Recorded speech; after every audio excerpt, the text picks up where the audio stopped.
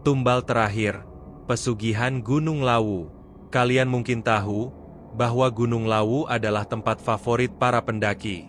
Tapi tak banyak yang tahu bahwa gunung ini juga menyimpan legenda pesugihan paling tua di Pulau Jawa. Sebuah ritual kuno yang masih berlangsung hingga sekarang. Dan jika kau mendaki di malam yang salah, bisa jadi kamulah tumbalnya berikutnya. Halo, Sobat Horor. Hari ini kita akan membahas sebuah kisah nyata yang dikirimkan oleh mantan porter pendakian di Gunung Lawu tentang seorang pendaki yang tak sengaja menyaksikan sebuah ritual pemanggilan makhluk gaib dan menjadi bagian dari perjanjian terlarang itu. Saksikan cerita horor penuh misteri ini, di mana setiap langkah kelam akan selalu meminta balasan. Simak cerita selengkapnya di Ada Horor. Awas jangan nonton sendirian. Jalur yang tak ada di peta. Namaku Bima. 3 tahun lalu aku adalah porter freelance di jalur pendakian Gunung Lawu, Cemoro Sewu, usia 24. Cukup pengalaman.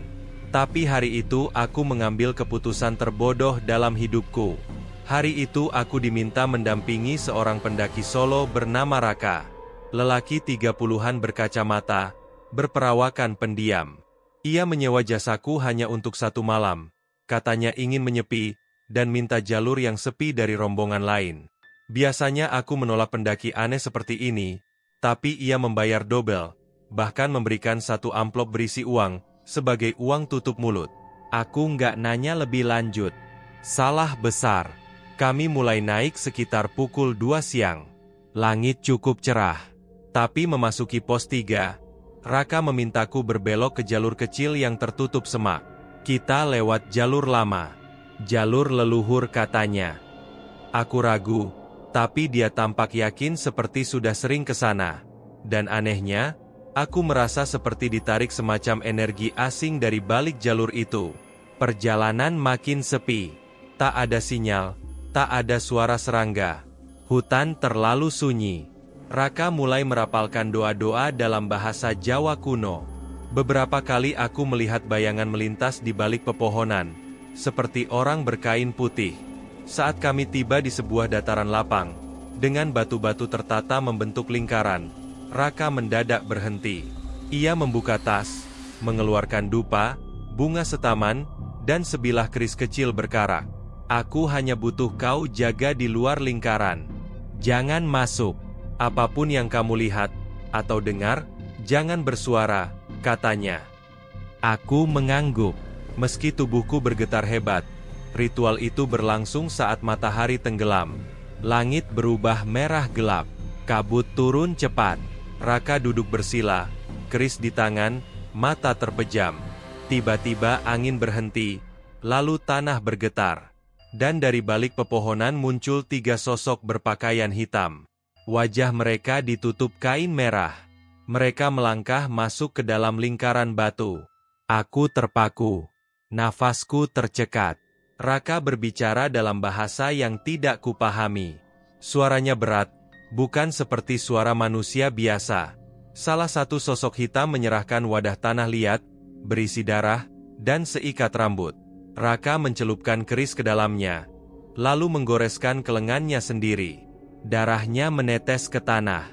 Tiba-tiba api menyala di tengah lingkaran. Dari dalam api itu, muncul sesosok makhluk tinggi besar. Kepalanya seperti kambing jantan.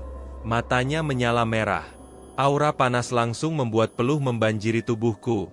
Meski udara begitu dingin, makhluk itu mendekati Raka lalu berbisik. Tumbalmu kurang. Ikatan belum sempurna. Aku akan bawa 1 lagi malam berikutnya. Dan saat itu juga, mata makhluk itu menatapku. Aku kaku. Ingin lari tapi tubuhku seolah dipaku tanah. Sosok itu mengangkat tangan, dan menunjuk ke arahku. Portermu, dia sudah melihat. Raka terdiam sejenak lalu menoleh padaku, dan tersenyum pelan. Maaf, Bim, tapi kamu yang nyelonong ke jalur ini. Saat itu aku sadar, aku adalah tumbal cadangan. Malam kedua di lingkaran api. Aku berlari sekuat tenaga tanpa tahu arah, tanpa pikir panjang. Lari ke arah manapun yang gelapnya sedikit lebih tipis. Daun dan ranting menampar wajahku, akar dan batu menyandung kakiku. Tapi aku tak peduli. Yang penting jauh dari Raka dan makhluk itu. Aku sempat terjatuh 2 kali, tapi terus bangkit. Hingga akhirnya aku temukan sebuah cekungan batu besar seperti gua kecil. Di sanalah aku meringkuk. Nafasku tersengal, tangan dan kaki gemetar hebat. Dari dalam hutan, samar-samar ku dengar suara Raka memanggil. Bim, kamu salah paham? Aku cuma butuh bantuannya sekali ini. Kamu nggak akan sakit, nggak akan lama. Suara itu makin dekat, tapi aku menahan napas. Menutup mulut sendiri, agar tak mengeluarkan suara isak. Lalu hening, hingga aku tertidur karena kelelahan dan dingin yang menggigit. Aku terbangun saat fajar menembus sela pepohonan. Kabut sudah menipis, tapi hawa aneh masih tersisa di udara. Aku keluar perlahan dari persembunyian, lalu mencari jalur turun, tanpa tahu pasti kemana harus melangkah. Setelah hampir 3 jam berjalan tanpa arah, aku melihat sebuah pondok kayu tua, tampak seperti pos jaga yang sudah lama tak dipakai. Saat aku mendekat, pintunya terbuka sendiri. Dalamnya gelap, tapi di tengah ruangan, ada sesuatu yang membuatku tertegun. Sebuah altar batu, bertuliskan aksara Jawa kuno, dengan cawan perak dan darah yang masih segar menetes darinya. Dan di sampingnya berdiri seorang wanita tua, mengenakan kebaya hitam lusuh. Matanya putih seluruhnya, rambutnya digelung rapi. Ia menatapku tanpa ekspresi. Kamu yang dikejar. Aku tak menjawab, tapi tubuhku jelas menggigil. Sudah tak bisa mundur. Kamu sudah lihat, dan kamu sudah masuk ke jalur yang ditutup. Kamu cuma punya satu pilihan, menyelesaikan lingkaran, atau kamu akan diburu selamanya. Aku ingin bertanya. Tapi tiba-tiba si ibu tua berjalan kerak kayu di dinding, lalu menyerahkan kain hitam dan keris kecil. Kalau kamu kuat, kamu bisa melawan ikatan itu. Tapi kalau tidak, roh Gunung Lawu akan mencarimu setiap malam bulan mati. Ia menghilang begitu saja, padahal pintu tak bergerak, tak ada jejak kaki pun. Aku keluar dari pondok itu sambil menggenggam kain hitam dan keris. Dunia di sekitarku terasa berbeda. Seolah waktu terlipat, langit mendung, angin berhembus dingin. Dan saat aku menoleh ke bawah, di antara kabut, kulihat Raka berdiri, menatap ke arahku dari kejauhan. Kali ini dia tak sendiri. Di belakangnya ada 7 sosok berjubah hitam, matanya merah, dan satu persatu mereka mulai mendaki ke arahku. Perlahan, tapi pasti. Aku sadar ini belum selesai. Tumbal terakhir. Langkahku mundur perlahan. Raka dan ke-7 sosok berjubah hitam itu terus mendekat. Tak terburu-buru tapi sangat pasti. Kabut semakin pekat, angin makin dingin, dan jantungku berdetak tak karuan. Aku tak tahu harus kemana, tapi tubuhku memilih bertindak sendiri. Berlari menembus semak, menuruni lereng yang curam. Beberapa kali aku terpeleset. Tubuhku tergores ranting dan batu tajam. Tapi suara langkah di belakangku tak pernah jauh. Mereka terus mengejar. Setelah berjam-jam berputar tanpa arah, aku kembali menemukan jalan setapak. Jalur ini terlihat lebih alami seperti jarang dilewati manusia. Tapi dibanding kembali ke tangan Raka, aku lebih memilih masuk ke hutan tergelap sekalipun. Saat malam turun, aku mendirikan tenda darurat dengan jas hujan yang masih ada di tas. Tidak ada makanan, hanya sisa minuman di botol. Tubuhku menggigil, tapi rasa takut jauh lebih besar daripada lapar atau dingin. Lalu tengah malam, aku terbangun oleh suara langkah sangat pelan. Lalu suara bisikan, "Bima, kamu masih bisa selamat." Aku intip dari balik kain jas hujan yang menggantung. Dan di luar sana kulihat ibunya, wanita tua dari pondok tadi. Tapi wajahnya kini mulai berubah. Matanya bukan lagi putih, tapi hitam sepenuhnya. Kulitnya pucat dan retak, seperti tanah kering. Raka ingin selesaikan perjanjian sebelum malam ketiga. Tumbal terakhir harus dikorbankan atau ikatan gagal, dan dia akan ditelan hidup-hidup. Aku tergagap. Kenapa aku? Kenapa bukan dia yang jadi korban? Wanita itu tersenyum. Senyum yang membuat darahku dingin. Karena kamu sudah melihat. Karena kamu sudah mendengar nama-nama yang tak boleh disebut. Dan karena kamu masih hidup. Lalu dia melangkah maju, memberikan sesuatu, seikat rambut manusia, dan bunga setaman. Temui Raka. Tapi kali ini bawa keris itu. Dan ketika dia mulai ritualnya, balikan arah keris ke dadanya sendiri. Keesokan harinya aku mengikuti arah kabut. Anehnya, langkahku seperti dituntun. Beberapa kali suara angin berbisik memanggil namaku. Dan di satu titik, aku kembali ke tempat lingkaran batu itu. Tapi kali ini, Raka sudah ada di tengahnya. Ia duduk bersila. Di depannya ada sesajen, darah ayam, dan dupa menyala.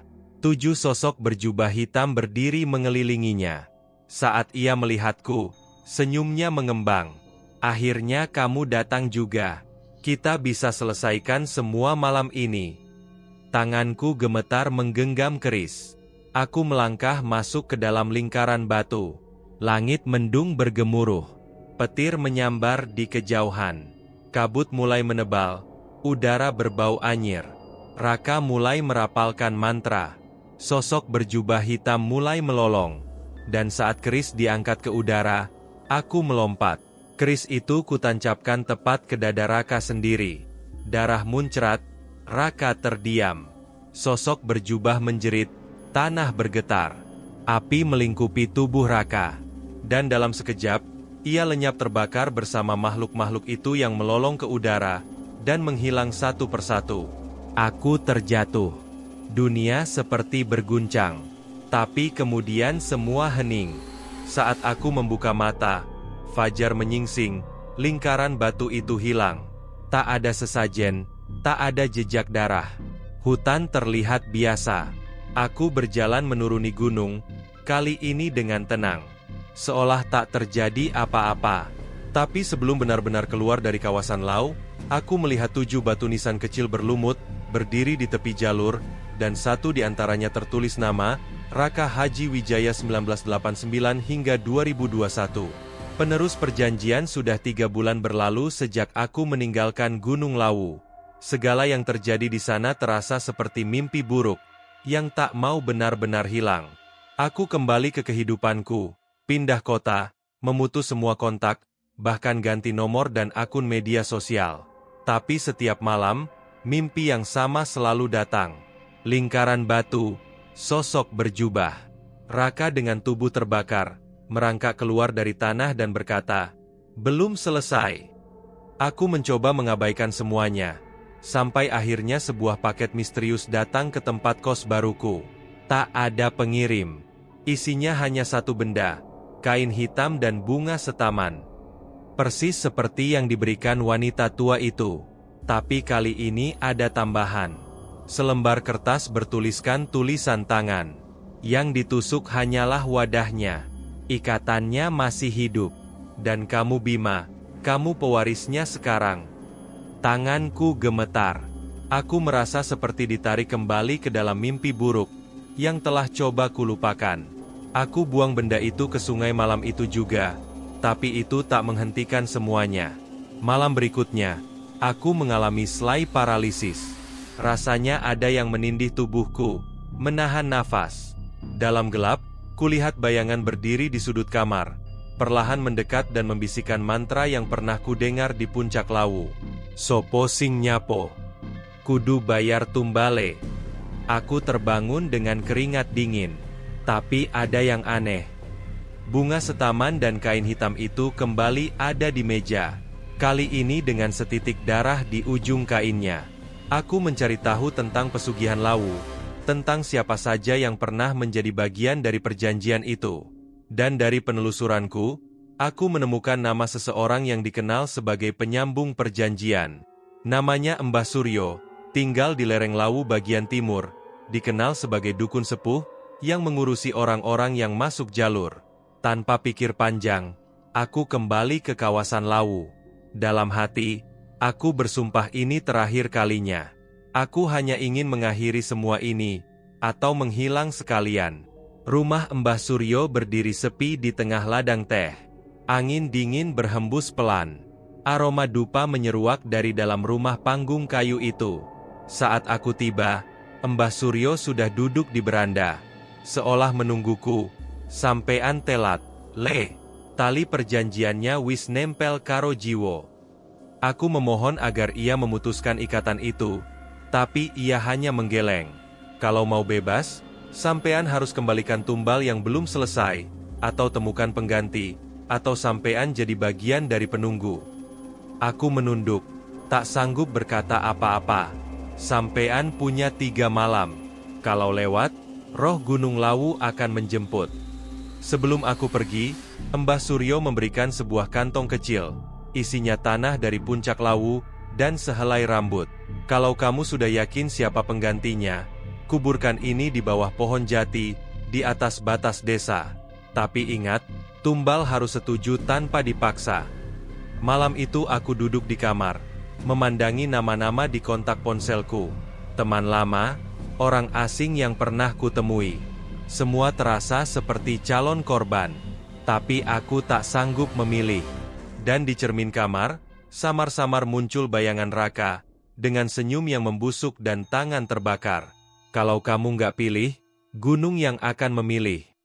Malam ketiga, hari pertama berlalu. Hari kedua diselimuti kecemasan, dan kini malam ketiga tiba. Aku belum juga membuat pilihan. Kantong kecil berisi tanah, dan rambut itu masih ada di tasku. Belum tersentuh. Tiap malam, suara-suara dari Gunung Lawu makin jelas. Dan kini, mereka tak hanya hadir dalam mimpi, tapi juga mengganggu dunia nyata.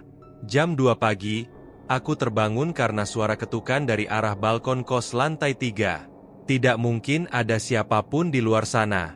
Tapi saat aku mengintip, aku melihat Raka berdiri membelakangi kaca. Rambutnya basah, bajunya hangus, dan tubuhnya menghitam. Ia berbalik perlahan. Sudah waktunya, Bima. Gunung lapar. Dan saat itu juga, seluruh listrik padam.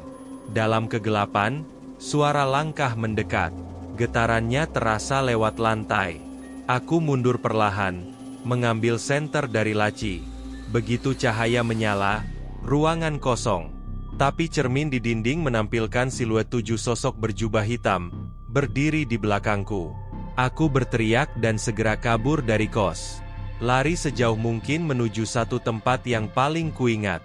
Lereng Lawu. Subuh hari aku tiba kembali di rumah Mbah Suryo, tapi rumah itu sudah kosong. Hanya daun-daun kering bertebaran, dan dupa yang masih berasap lemah. Di atas meja tersisa secari kain, dengan tulisan, pilihanmu menentukan siapa yang akan hidup, dan siapa yang akan tinggal. Aku memutuskan untuk naik menuju batas desa, tempat yang disebut Mbah Suryo Pohon Jati Tua. Dari bawah, kabut mulai turun perlahan. Tapi aku sudah tak punya waktu lagi untuk ragu. Saat aku tiba di bawah pohon itu, hari sudah gelap. Tak ada sinyal, tak ada suara selain desir angin, dan suara hutan yang sunyi. Aku membuka kantong itu, tapi saat tanganku menyentuh tanahnya, tangisan terdengar dari balik semak. Aku menoleh dan kulihat anak kecil duduk bersandar di akar pohon. Matanya sembab, bajunya robek, wajahnya pucat. Mas, jangan kasih aku ke mereka. Aku terpaku, tak tahu dari mana anak ini datang. Tapi sesuatu dalam hatiku bilang, dia bukan manusia. Anak itu perlahan mendekat lalu berubah. Tangannya memanjang, kulitnya menghitam, dan wajahnya menjadi sosok perempuan renta yang tertawa menyeramkan. Sudah waktunya, pewaris. Berikan satu nama, atau kami ambil jiwamu. Aku menggenggam tanah itu, menutup mata. Dalam hati aku menyebut satu nama, namaku sendiri, dan aku kubur kantong itu di bawah akar. Kabut tiba-tiba berputar seperti pusaran. Angin kencang menerpa tubuhku. Dari tanah muncul tangan-tangan kering, yang menarik tubuhku perlahan ke bawah. Aku tak melawan. Aku memilih untuk menjadi akhir dari perjanjian ini. 3 hari setelah kejadian itu, warga sekitar menemukan lubang di bawah pohon jati. Tapi tak ada mayat, tak ada jejak, hanya seikat rambut dan bunga setaman. Dan sejak saat itu, setiap pendaki yang menginap di puncak Gunung Lawu, akan bermimpi tentang pria muda bernama Bima, yang duduk diam di tengah lingkaran batu, menunggu seseorang untuk melanjutkan perjanjian. Tamat. Jika kamu suka dengan cerita-cerita seru seperti ini, jangan lupa untuk like, subscribe, dan tekan tombol loncengnya agar kamu tidak ketinggalan cerita-cerita lainnya yang lebih menegangkan. Jangan lupa untuk share video ini ke teman-temanmu, agar lebih banyak orang yang bisa menikmati kisah misteri dan horor seperti ini. Terima kasih sudah menonton.